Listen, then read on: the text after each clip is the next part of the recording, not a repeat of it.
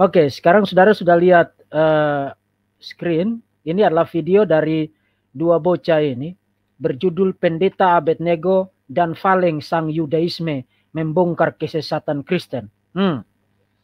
Mari kita dengar langsung apa yang mereka katakan. Kalau ada masalah soal suara, tolong kasih tahu saya. Kristen yang suka menggunakan kata Ustadz Gracia Pelo, Kiai Sadar, Kiai Jurjis, kan itu adalah istilah-istilah Islam ya, lalu dipakai dia. Dan istilah pendeta sendiri ini berasal dari bahasa Sanskerta, yang yaitu pandita, yang artinya guru. Ya, kita ini rumah apologet Kristen, Muslim tidak tahu tata krama masuk, bla bla bla dan lainnya. Saya di sini mengcounter atau berapologet sekaligus mengcounter attack. Lalu ada si tanpa otak ini ya, tanpa rajin selalu memframing. Wah, terus si predator veritatis ini punyanya veritatis yang selalu Sabar dulu, kamu mulai ngawur. Channel Predikator Veritatis itu bukan channel saya, goblok. Kenapa kamu kait-kaitan saya dengan channel itu? Kamu bahkan membedakan antara Verbum Veritatis dengan Predikator Veritatis saja kamu tidak bisa, tapi sok-sok mau menyerang kekristenan. Itu kegoblokan kamu yang pertama, dan masih banyak kegoblokan yang lain. Nanti saya akan libas. Upload konten Christian Prince dan tanpa otak, dan masih banyak lagi channel-channel Kristen yang suka memfitnah Islam tanpa tahu apa itu Islam, tanpa ilmu dan dengan segala kebodohannya mereka. Mas, jangan playing victim dulu. Kamu mengatakan bahwa orang-orang para apologet Kristen menyerang dan memfitnah Islam tanpa tahu apa-apa tentang Islam. Pertama, jangan memberi kesan kepada dunia ini bahwa Islam itu inosen, tidak bersalah, tahu-tahu muncul orang-orang Kristen dan menyerang Islam secara argumentatif. Itu adalah pemutarbalikan sejarah. Sebab sejarah mencatat bahwa yang menyerang kekristenan duluan adalah Allah Subhanahu wa taala dan Muhammad. Itu tercatat di dalam Quran dan tercatat di dalam hadis-hadis. Yesus yang lahir di kandang domba di Bethlehem, mendadak di dalam Quran lahir di bawah pohon kurma. Yesus Ibu Maria yang bukan merupakan saudara perempuan dari Harun, mendadak di dalam Quran menjadi saudara perempuan dari Harun, yang perbedaannya itu 1400 tahun. Kemudian Quran surat 4171 menyerang ketuhanan Yesus, termasuk menyerang Tritunggal, bahkan di dalam Al-Maidah termasuk menyerang historisitas kematian Yesus melalui penyaliban, surat An-Nisa yang sangat terkenal itu, surat 4. Jadi siapa yang memulai serangan itu duluan? Allahmu dan nabimu yang memulai serangan teologis itu pertama kali terhadap kekristenan, termasuk juga terhadap Yudaisme. Jadi sekarang saya bingung kenapa tiba-tiba mendadak kamu duduk bersama seorang manusia serbet bernama Faleng, ngaku-ngaku sebagai Yudaisme, dan kalian bersinging kumbaya untuk bersatu melawan kekristenan. Nah, saya sih tidak peduli kamu mau bersatu dengan siapa saja untuk melawan kekristenan. Karena setiap serangan kalian terhadap kekristenan itu akan saya libas. Kamu mau kumpulin siapa aja, kumpulin. Bersatu kalian jadi satu, kemudian biar saya libas kalian sekaligus. Kamu bocah macam kamu, kok buka mulutmu terlalu lebar, playing victim di hadapan publik, seakan-akan kamu itu inosen, tidak bersalah apa-apa, tahu-tahu kamu diserang secara argumentatif oleh kekristenan. Yang ada itu sebaliknya, kalian itu bahkan ceramah di masjid saja bahas tentang kekristenan, bikin ceramah di lapangan bahas tentang kekristenan, duduk berdiri bahas tentang kekristenan, Kainama, Menakem Ali, Moko Ginta, Sanihu Munir, kemudian Irena Handono, Yahya Waloni, dan lain sebagainya. Tidak ada kerjaan lain mencari makan dengan cara menyerang kekristenan. Dan itu bukan hanya itu seperti yang tadi saya katakan, itu sudah dimulai oleh Allahmu dan oleh nabimu terhadap kekristenan. Jadi jangan playing victim. Kalau kekristenan pada akhirnya memutuskan untuk memberikan jawaban, termasuk juga memberikan counter attack terhadap Islam, itu karena Islam yang memulai duluan. Jadi jangan menjual omong kosong kepada dunia ini, playing victim, bahwa kamu itu inosen, tidak bersalah, lugu manis dan berbulu domba seperti bulu kelinci, tidak bersalah apa-apa, tahu-tahu diserang oleh kekristenan. Jangan playing victim, dunia ini tidak lagi membeli omong kosong semacam itu. Kita hidup di dalam zaman kecanggihan teknologi sekarang, jadi itu gampang ditelanjangi. Oke, mari kita lanjutkan. Tidak sadar kalau dirinya bodoh, dan dengan kebodohan itu mereka mengkabarkan ke orang-orang bodoh. Hasilnya bodoh plus bodoh sama dengan pandit. Ya. Mungkin saya di sini akan membuka dulu ya, menjelaskan kesesatan Kristen.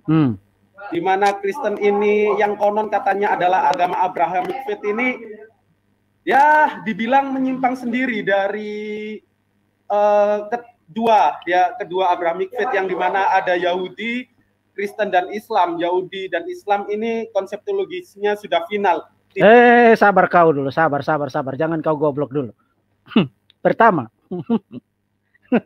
ini yang saya bilang, saya itu tidak punya belas kasihan terhadap siapapun yang membuka mulutnya dan menyerang kekristenan. Jadi dengarkan baik-baik, bocah. Buktikan kepada saya bahwa Islam adalah agama Abrahamik. Apa dasar? Apa dasarnya Islam adalah agama Abrahamik? Bahkan secara well known, semua orang tahu, Islam menolak Tanak, menuduh Tanak, Torah, Nevi'im, dan Ketuvim, menuduh Tanak itu telah dikorupsi, telah diselewengkan. Makanya saya heran, bahkan saya mau ketawa sampai menangis. Karena apa? Mendadak kamu duduk bersama seorang Yahudi KW yang percaya Tanak adalah firman Tuhan, duduk bersama kamu yang percaya Tanak itu telah dikorupsi, telah diselewengkan oleh orang-orang Yahudi. Jadi bagaimana ceritanya kalian duduk bersama? Dan kembali kepada tantangan saya, buktikan kepada saya bahwa Islam adalah agama Abrahamik. Buktikan. Buktikan kepada saya bahwa Islam adalah agama Abrahamik. Kamu tidak punya bukti itu. Bahkan klaimmu bahwa nabimu berasal dari garis keturunan Ismail, itu garis keturunannya itu tidak nyampe kepada Ismail. Bahkan bisa dengan sangat gampang dibuktikan bahwa Muhammad itu tidak ada kaitannya dengan Ismail sama sekali. Jadi bagaimana ceritanya Islam adalah agama Abrahamik? Bagaimana ceritanya? Coba kasih tahu kepada saya. Semua klaim-klaim penting di dalam Torah, Nevi'im, dan Ketuvim itu ditolak di dalam Islam. Satu contoh saja. Di dalam Torah, Nevi'im, dan Ketuvim, Israel disebut sebagai the sons of God, anak-anak Allah. Pertanyaan, Allah Subhanahu wa Ta'ala mengajarkan bahwa umatnya, manusia, itu bisa disebut sebagai the sons of God? No. Allah Subhanahu wa Ta'ala itu bukan bapa bagi siapapun in any sense, dalam pengertian apapun. Jadi relasi tertinggi antara seorang Muslim dengan Allah Subhanahu wa Ta'ala adalah slaves, budak. Itu sebabnya kalian suka pakai nama Abdul kan? Makanya kalian cocok dikasih nama Abdul. Karena relasi tertinggi antara Allah Subhanahu wa Ta'ala dan manusia adalah relasi master, tuan dan budak. That's it.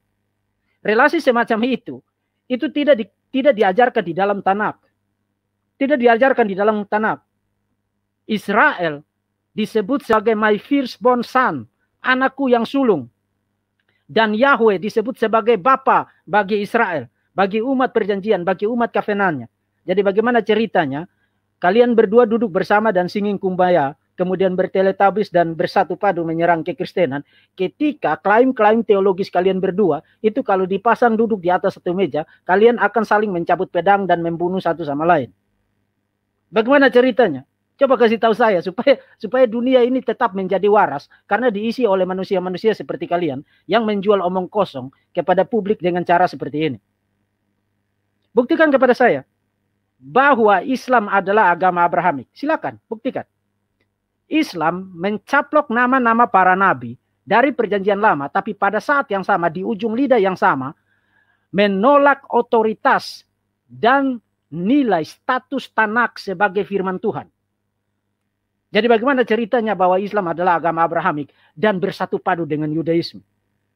Kedua, teologi Islam, khususnya doktrin Allahnya, teologi propernya itu tidak final. Final dari lubang mana? Sebab sampai dengan sekarang, aliran-aliran penting di dalam Islam itu berdebat tentang bagaimana relasi antara tauhid Allah Subhanahu wa Ta'ala dengan logos, dengan firman, dengan kalimat tuhu. Karena kalian percaya bahwa firman Allah itu sifatnya kekal, satu entitas yang kekal. Nah, kalau you punya firman Allah yang entitasnya kekal, tapi other than Allah Subhanahu wa taala, berbeda dari Allah Subhanahu wa taala, maka sekarang you punya dua entitas yang sama-sama kekal. Jadi bagaimana ceritanya you bilang bahwa you percaya tauhid, tapi you percaya bahwa firman Allah itu sifatnya kekal? Tidak selesai dan memang tidak akan selesai. Itu bahkan sudah dikemukakan oleh John of Damascus abad ke-8. Dan sampai sekarang argumen dari John of Damascus, Yohanes dari Damaskus, itu telah melukai teologi Islam sampai sekarang dan tidak pernah bangkit. Itu sebenarnya kalian hanya mau menyerang kekristenan, ngomong tentang Tritunggal mau, nyerang tentang Yesus sebagai Tuhan mau, nyerang tentang penyaliban Yesus mau, nyerang tentang kebangkitan Yesus mau, bahas tentang Alkitab mau, tapi begitu bahas tentang tauhid, mendadak kalian kasih 10.000 alasan untuk tidak ada di dalam perdebatan. Bahas tentang kepalsuan Nabi Muhammad, mendadak kalian kasih 1 juta alasan untuk tidak ada di dalam perdebatan. Kenapa? Karena kalian tidak punya bukti untuk apapun yang kalian klaim. Tidak ada buktinya. Apa buktinya? Tidak ada buktinya. Kedua, kalau kamu berpikir bahwa Yudaisme yang dianut oleh si Valen, manusia Servet itu, dan Tauhid itu sama-sama monoteis, karena sama-sama Unitarian, dan karena itu bisa duduk sama-sama. Pertanyaan, Valen, kalau kamu manusia yang jujur jawab pertanyaan saya. Apakah Yahweh itu adalah Allah Subhanahu wa taala? Simbolon, jawab saya dengan jujur. Apakah Allah Subhanahu wa taala adalah Yahweh di dalam Tanakh? No. 99 nama Allah Subhanahu wa taala tidak pernah satu kali pun disebutkan Allah Subhanahu wa taala salah satu namanya adalah Yahweh atau Yehova. Tidak ada. Jadi tapi pada saat yang sama mengklaim bahwa dialah yang mewahyukan Taurat, Zabur, dan Injil. Nah, kalau you yang mewahyukan Taurat, Zabur, dan Injil, sementara di dalam Taurat, Zabur, dan Injil itu nama paling spesial untuk Tuhan adalah Yahweh, bagaimana ceritanya Allah Subhanahu wa taala tidak pernah ingat bahwa dia punya nama yang namanya Yahweh? Bagaimana ceritanya? Keempat, kekristenan adalah penyimpangan. Penyimpangan dari apa? Yesus adalah orang Yahudi, Paulus orang Yahudi, Yohanes orang Yahudi, Petrus orang Yahudi. Para pengikut perdana dari Yesus Kristus adalah orang-orang Yahudi. Jadi penyimpangan dari apa? Kekristenan menerima dengan mutlak otoritas dan finalitas dari Tanakh. Jadi penyimpangan dari apa? In fact, kelima, Yudaisme yang dipercayai oleh Valen itu tidak punya akar sejarah sebelum abad kedua. Tidak punya akar sejarah. Tidak punya akar sejarah. Unitarianisme Yahudi Rabbinik tidak punya akar sejarah sebelum abad kedua.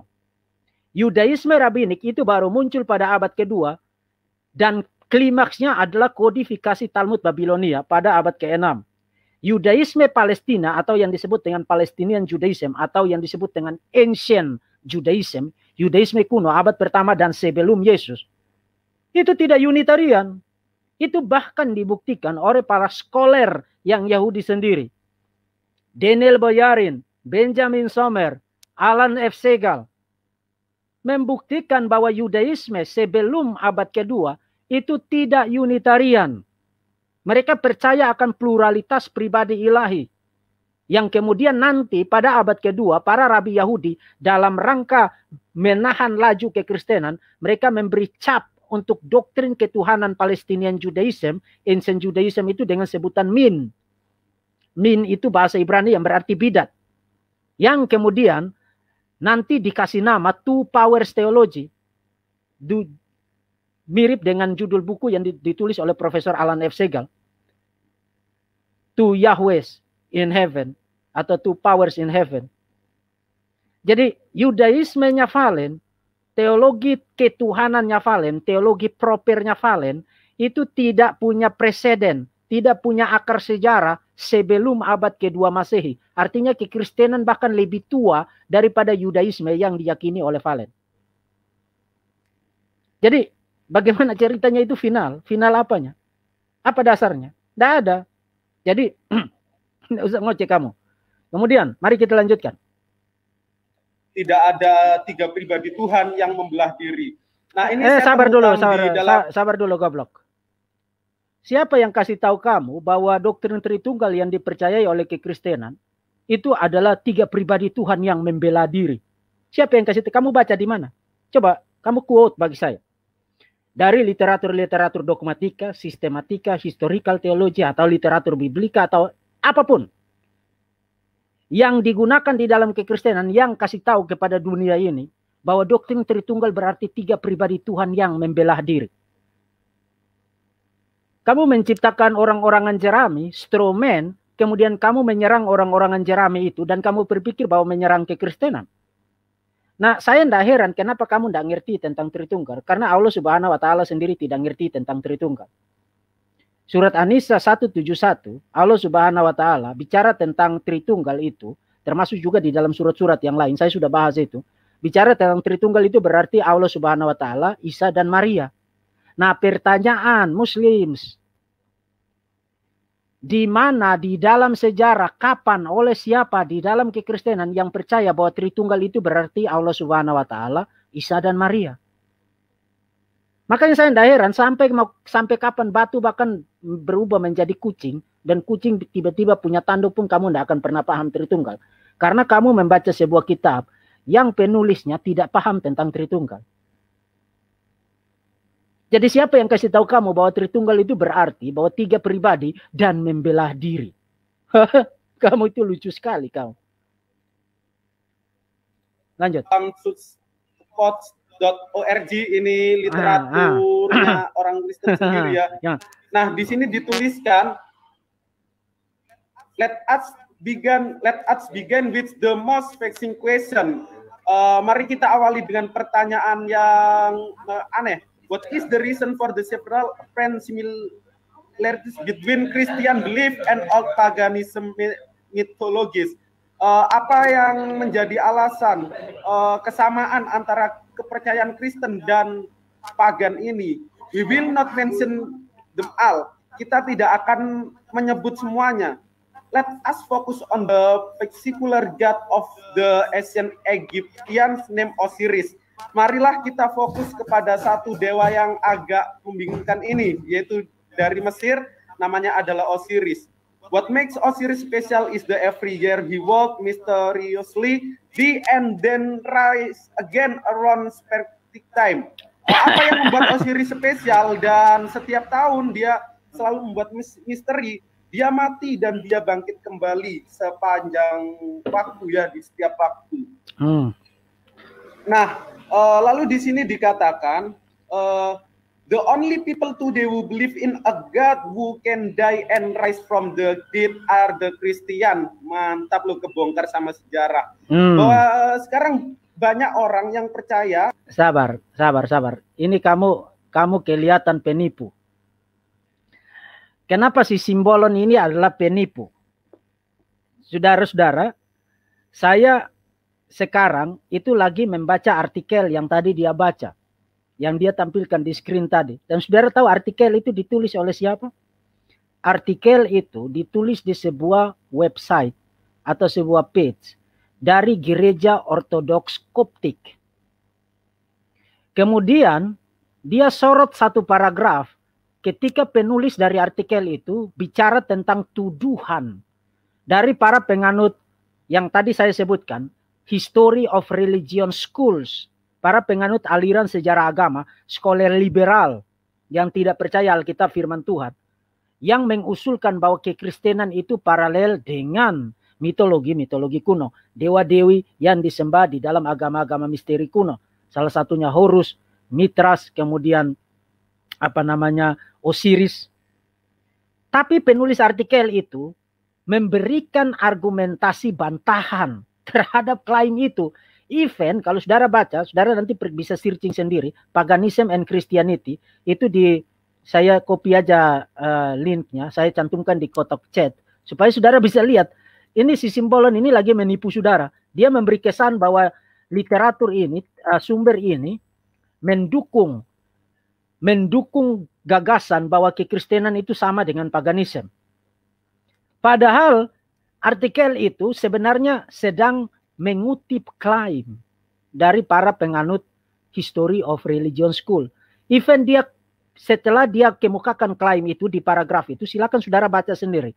Dia bahkan quote dari Agustinus. Dia bahkan quote dari C.S. Lewis. C.S. Lewis itu siapa? Dia adalah seorang teolog, seorang filsuf, seorang apologet Kristen yang sangat tersohor berasal dari Inggris. Dan dia memperlihatkan argumen-argumen yang membantah klaim itu. Jadi ini adalah orang yang comot satu bagian dari satu sumber ketika sumber itu tidak mengatakan seperti yang dia katakan. Jadi dia memberi kesan bahwa bahkan sumber Kristen sendiri mengatakan bahwa ada paralel antara kematian kebangkitan Yesus dengan kematian kebangkitan Osiris di dalam agama-agama misteri kuno. Kamu itu menipu loh. Kamu menipu atau kamu tidak paham apa-apa. Kamu tidak paham apa-apa. Kamu tidak baca seluruh artikel itu. Ketika artikel itu justru membantah klaim itu. Jadi kamu mengutip sebuah sumber yang tidak percaya apa yang kamu percaya. Dan kamu berpikir bahwa sumber itu mendukung apa yang kamu percaya. Nah itu adalah kebodohan. Itu adalah kebodohan. Jadi bagaimana ceritanya kamu kutip dari artikel page itu, web itu, yang berasal dari gereja Ortodoks Koptik, Ortodoks di Mesir, yang justru membantah klaim itu, dan bahkan dia quote dari teolog-teolog terkenal untuk memperlihatkan bahwa klaim itu adalah omong kosong. Nah nanti saya akan bikin satu sesi tersendiri, memperlihatkan kepada saudara bukti-bukti sejarah mengenai klaim bahwa ada hubungan antara kekristenan dan paganisme. Nanti saya akan bahas itu. Tapi dari segi penggunaan sumber, kejujuran dalam menggunakan sumber saja orang ini tidak lulus. Tidak lulus, tidak paham apa-apa. Kutip sembarang, lalu bikin kesimpulan sembarang. Ini yang dilakukan oleh bocah ini. Kemudian, satu lagi. Mari kita lanjutkan. Sebuah Tuhan yang bisa mati dan bangkit. The dead are the Christian. Dia adalah Kristen. One might find a number of other such parallel between Christianity, belief, and pagan myths which become dangerous only when put in the hands of clever atheists. Nah, sekarang bisa kita... Nah, sabar dulu kau. Karena saya udah tahu apa isi otakmu. Ketika kamu membaca lain tentang Tuhan yang mati dan bangkit, kamu mulai berpikir, kok kekristenan ini bodoh sekali ya, percaya ada Tuhan yang bisa mati dan berhidup lagi. Bukan kekristenan yang bodoh, kamu yang bodoh. Kekristenan tidak pernah percaya bahwa Tuhan itu bisa mati. Tidak ada. Tuhan by definition itu tidak bisa mati. Semua orang tahu itu.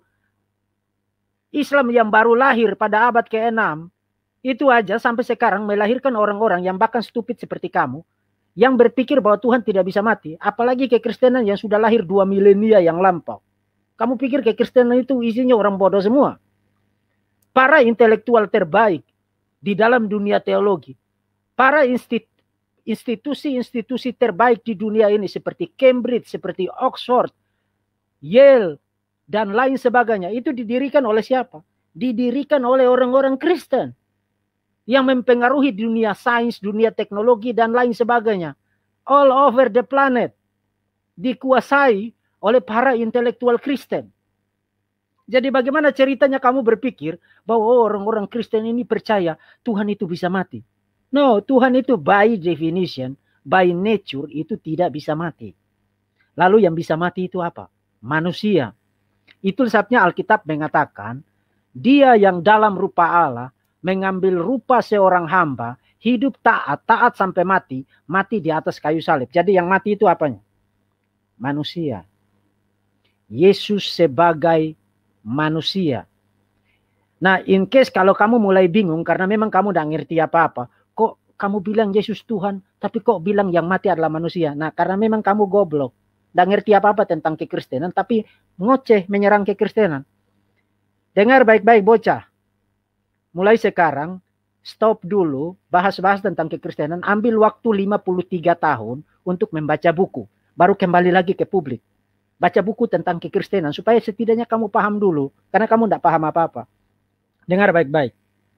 Di dalam teologi Kristen, Yesus itu punya 2 sifat, 2 natur. 1 pribadi, 2 sifat. Sifat ilahi, sifat manusia, 1 pribadi. Itu yang disebut dengan doktrin hypostatic union.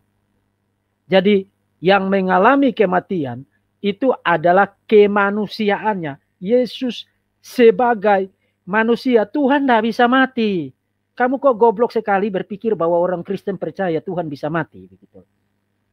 Sehingga kamu ngoceh, di dalam dunia ini ada agama yang percaya Tuhannya bisa mati.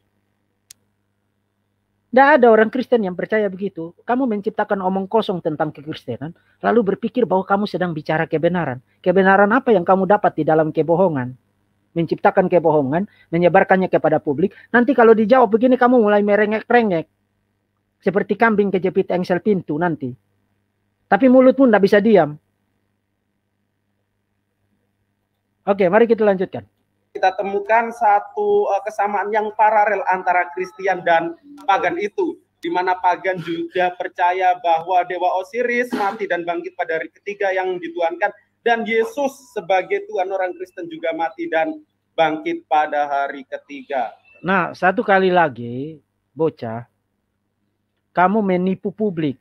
Kamu adalah penipu, karena sumber yang kamu baca tidak percaya seperti kesimpulan yang kamu kasih tahu tadi.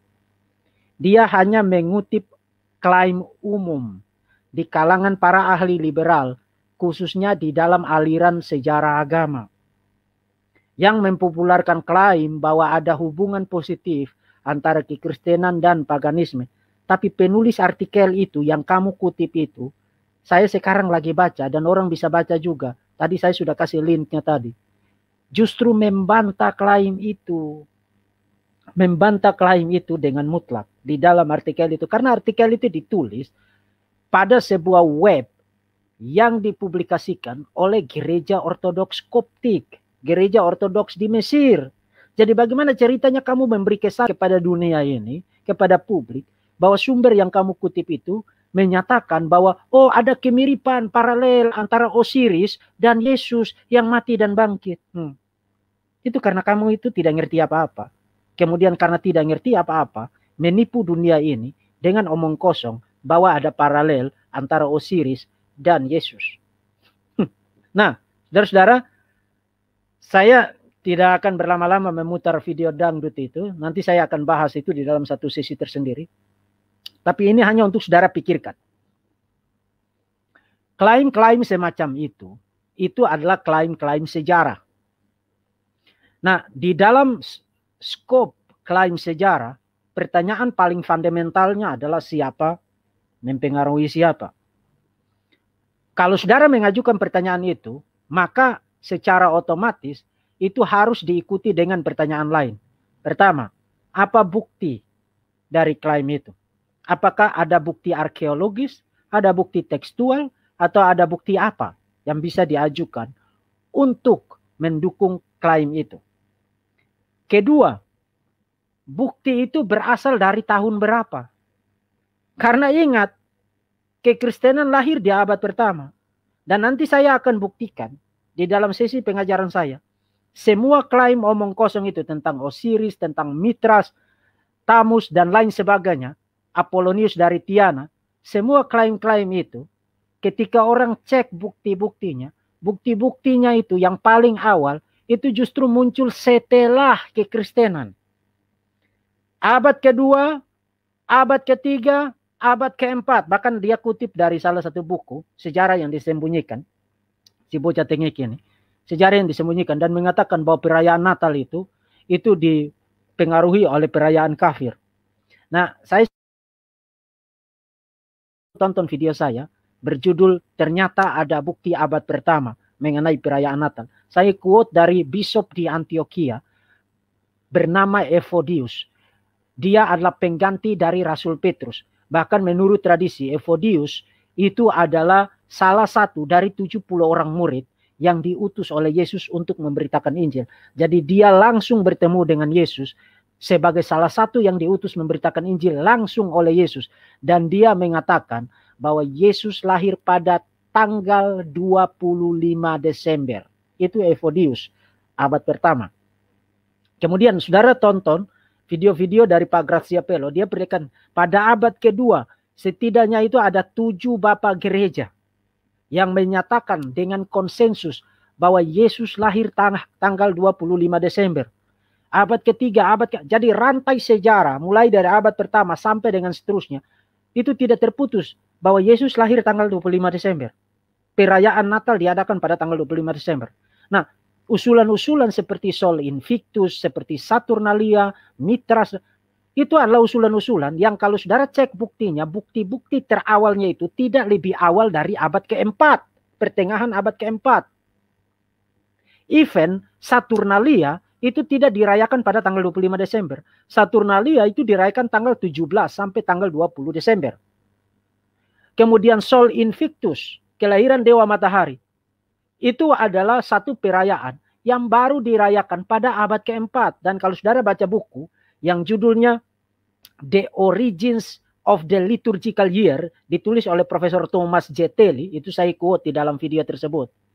Dia membuktikan bahwa bukan Sol Invictus yang menjadi latar belakang dari perayaan Natal.